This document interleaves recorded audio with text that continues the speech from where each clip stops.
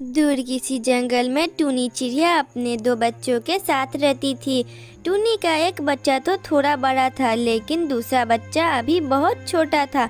मौसम बहुत सर्द था। टूनी कई दिनों से बीमार थी, लेकिन आज शाम से तो उसकी तबीयत कुछ ज़्यादा ही खराब थी। मेरे पास आ जाओ मेरे बच्चों, शायद आज जुदाई का समय आ गया है। मेरी सांसें उखड़ रही है। ऐसा लग रहा है मेरी सांसें कभी भी रुक जाएगी। ऐसा ना कहो मम्मा, आप ठीक हो जाओगी। पहले भी तो आप बीमार हुई थी ना, आप ठीक हो गई थी। नहीं मेरे बच्चों, मैं देख रही हूँ, तुम मेरी बात ध्यान से सुनो। तुम मेरे बड़े बच्चे हो। देखो तुम्हारी बहन अभी बहुत छोटी है। इसे मैं तुम्हारे सहारे छोड़कर जा रही हूँ। मुझे पता है तुम अभी इस जंगल से अनजान हो। तुम्हें माँ की ममता की ज़रूरत है, लेकिन तुम पर अब जिम्मेदारी आ गई है। अपने बहन की हिफाजत करनी होगी। तुम्हें साहस से काम लेना होगा। ये जंगल बहुत जालिम है। शायद यहाँ कोई तुम्हारी मदद ना करे। तुम्हें खुद पर विश्वास करना होगा। कभी दुखी हो तो चांद की तरफ देख लेना, तुम्हारे दिल को शांति मिलेगी। और टूनी लंबे लंबे सांस लेते हुए अचानक से खामोश हो जाती है। माँ, माँ, बोलो ना माँ। भाई, माँ बोल क्यों नहीं रही है? कुछ नहीं बहन, मम्मा सो गई है हमेशा हमेशा के लिए। और जब हम बड़े हो जाएंगे तब मम्मा उठ जाएगी। मम्मा, मैं आपकी हर ख्वाहिश पूरी करूँगा।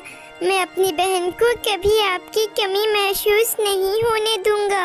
और ऐसे टूनी का बड़ा बेटा इस हकीकत को मान लेता है कि अब उसकी मम्मा अब इस दुनिया में नहीं रही। मेरे प्यारे दोस्तों, अगर आपने मेरे चैनल को सब्सक्राइब नहीं किया है तो प्लीज सब्सक्राइब कर दे। मुझे भूख लगी है, कुछ खाना है। मैं जाता हूँ बहन। पता है मम्मा ने कहा था कि अपनी छोटी बहन से कहना जब तक मैं भोजन लेकर ना आ जाऊं घर से बाहर ना निकलना। ओके भाई। और बड़ा भाई दाने की तलाश में घर से बाहर निकल जाता है। मेरी मम्मा अब इस दुनिया में नहीं रही। क्या आप अपने साथ ले जाओगे मुझे दाना लेने? हमारी उड़ान तेज है और अभी तुम इतना नहीं उड़ सकते, इसीलिए तुम्हें मेरे साथ उड़ना अनुपयुक्त नहीं होगा।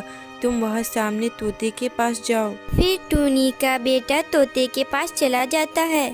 तोते अंकल, मेरी बहन घोंसले में अकेली है और उसे भूख लगी है। मुझे दाना लेने जाना है और मुझे पता नहीं कि दाना कहाँ पे मिलता है।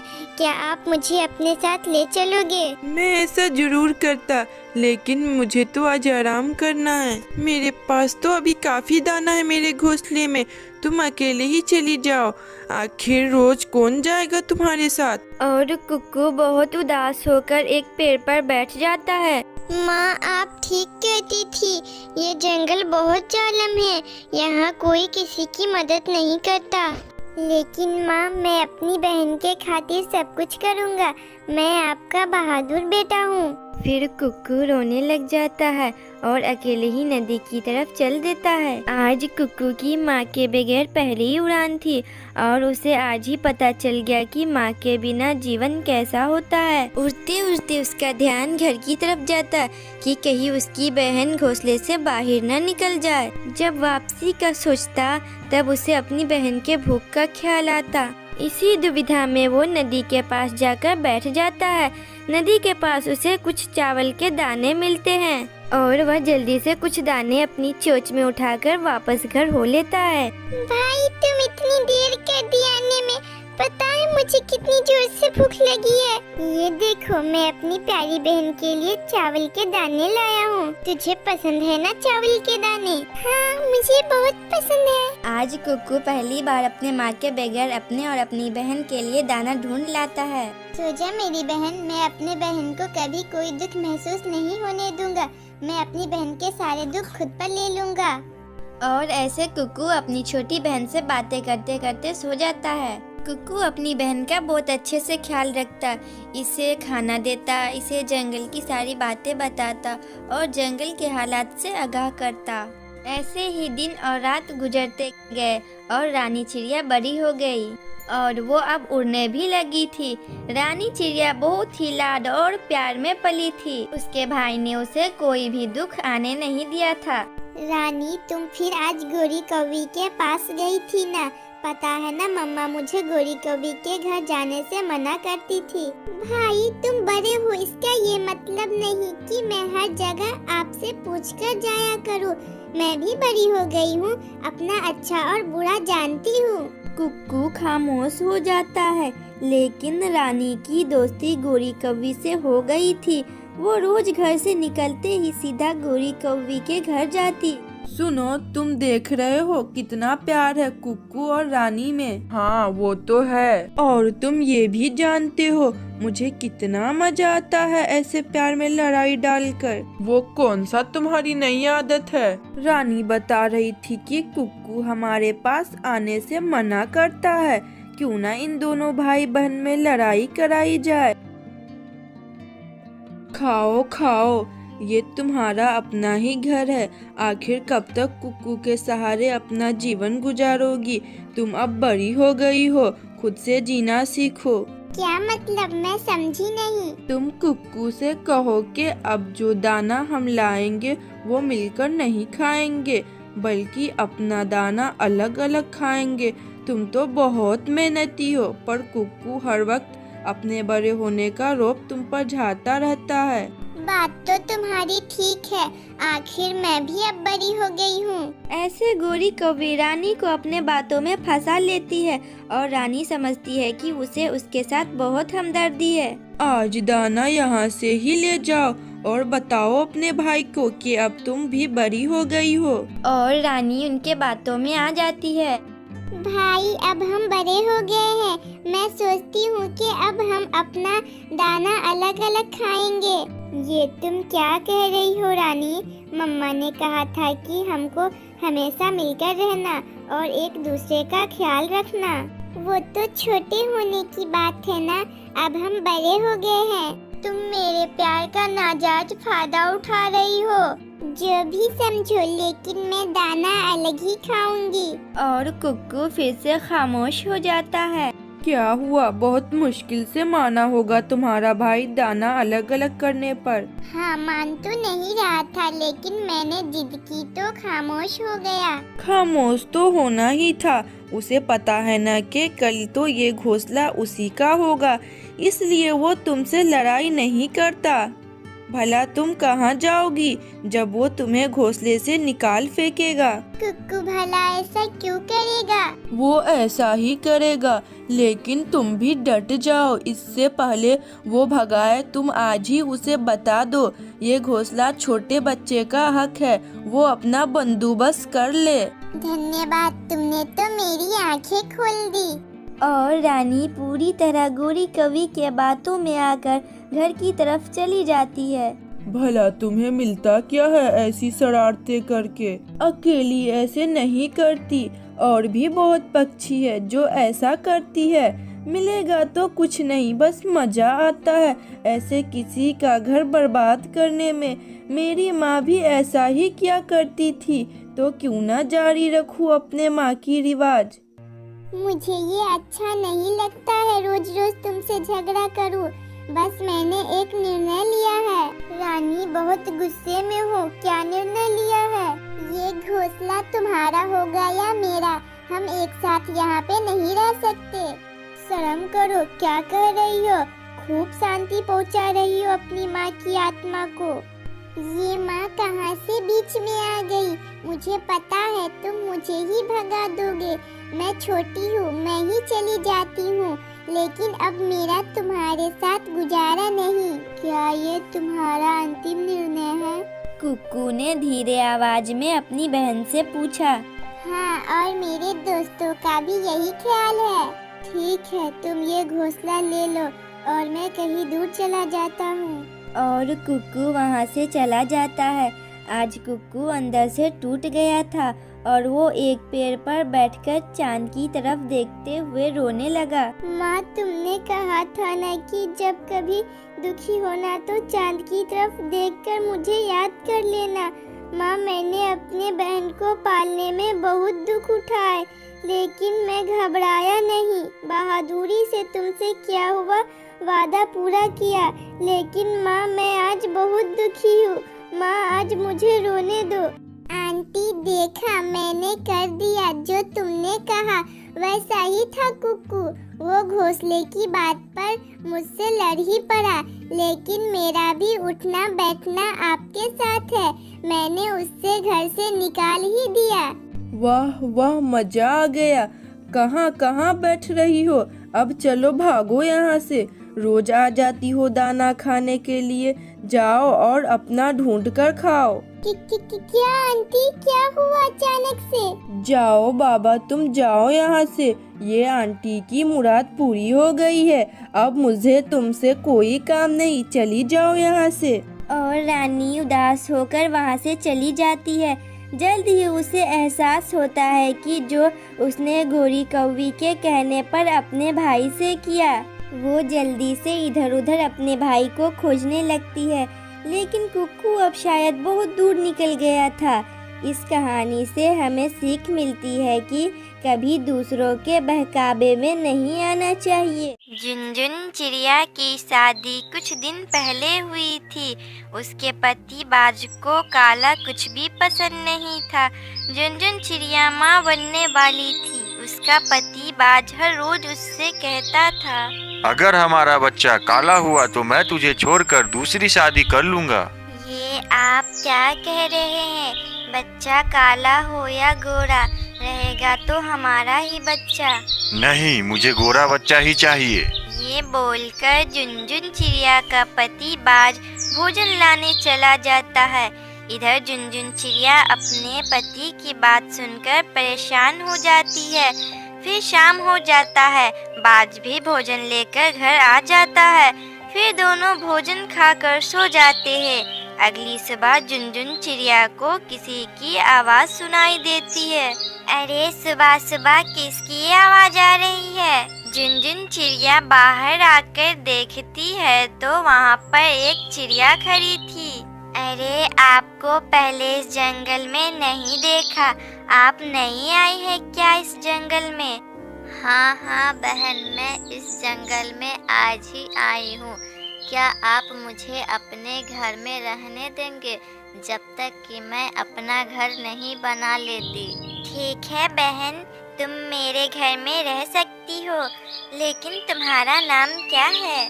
मेरा नाम झुरझुरी है। फिर दोनों अंदर जाते हैं। अरे झुनझुन, ये कौन है? इसे आज से पहले मैंने कभी नहीं देखा।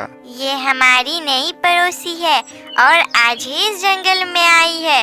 ये जब तक अपना घर नहीं बना लेती हमारे साथ ही रहेगी। झुनझुन बहन, क्या ये तुम्हारे पति हैं? हाँ झुरझुरी बहन, ये मेरे पति है। झुनझुन, मैं भोजन लाने जा रहा हूँ। रुकिए, मैं आपके लिए चाय लेकर आती हूँ। फिर झुनझुन चिड़िया अपने पति को चाय देती है। बाज चाय को देखते ही फेंक देता है। मैंने तुमसे कितनी बार कहा है कि मुझे काला कुछ भी पसंद नहीं है, और ये बात तुम्हें कितनी बार बतानी पड़ेगी?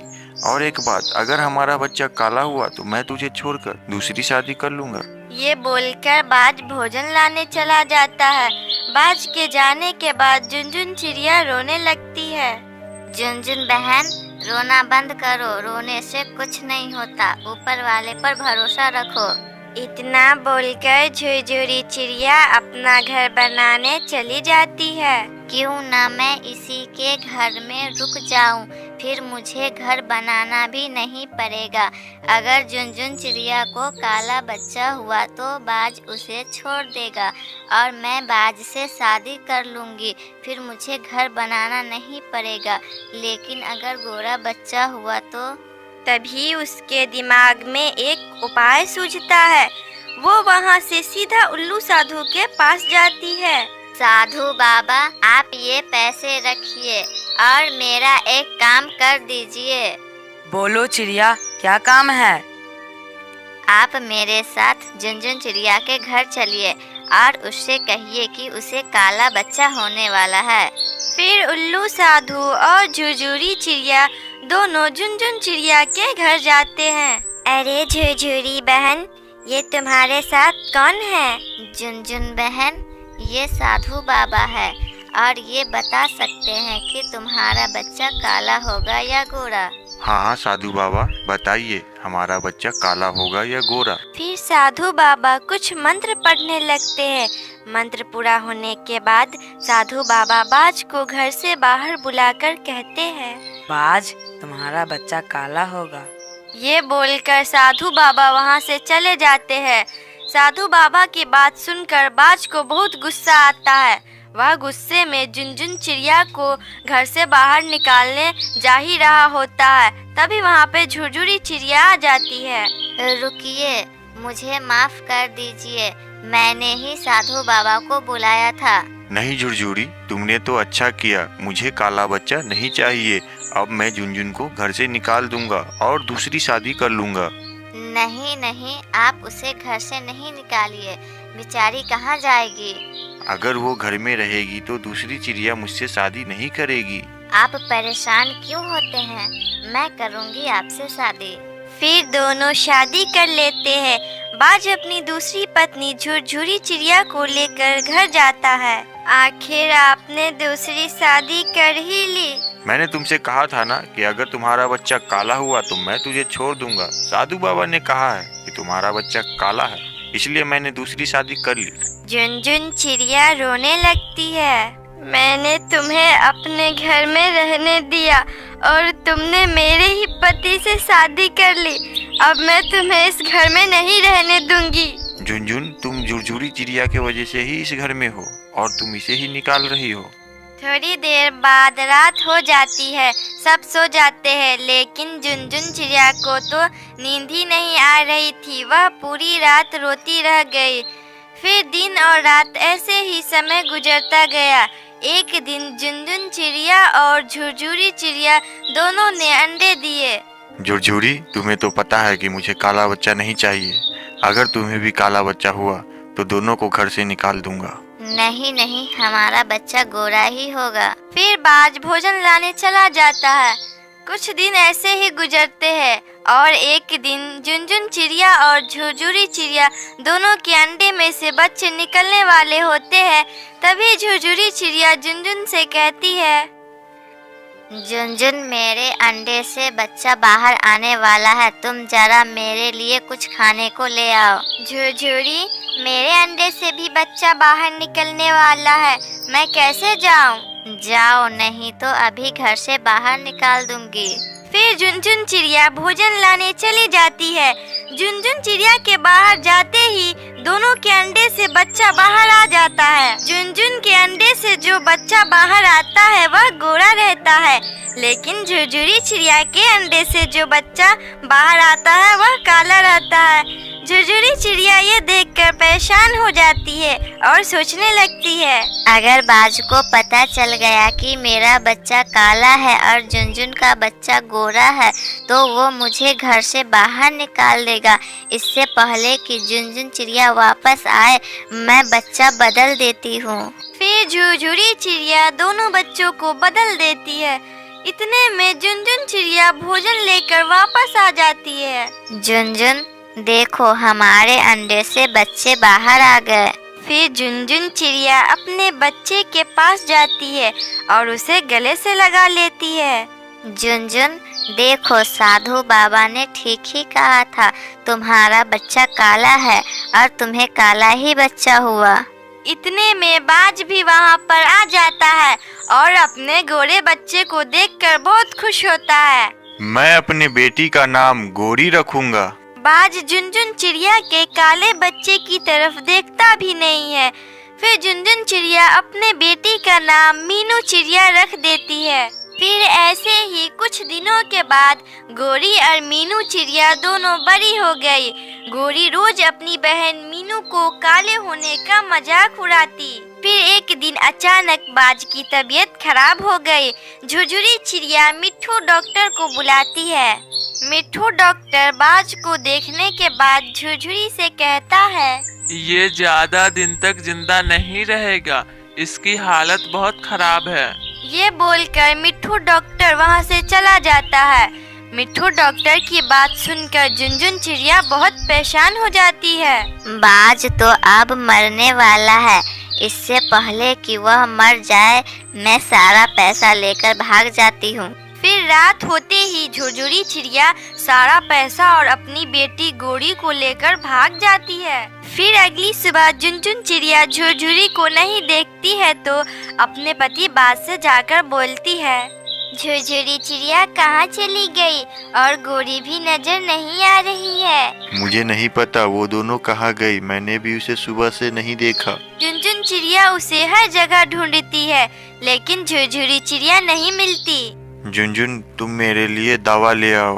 झुनझुन चिड़िया दवाई लाने के लिए पैसे लेने जाती है लेकिन उसे पैसा नहीं मिलता। झुनझुन चिड़िया समझ जाती है कि झुरझुरी चिड़िया पैसे लेकर भाग गई है। घर में एक भी पैसे नहीं है, लगता है झुरझुरी चिड़िया पैसे लेकर भाग गई। ये सुनकर बाज रोने लगता है।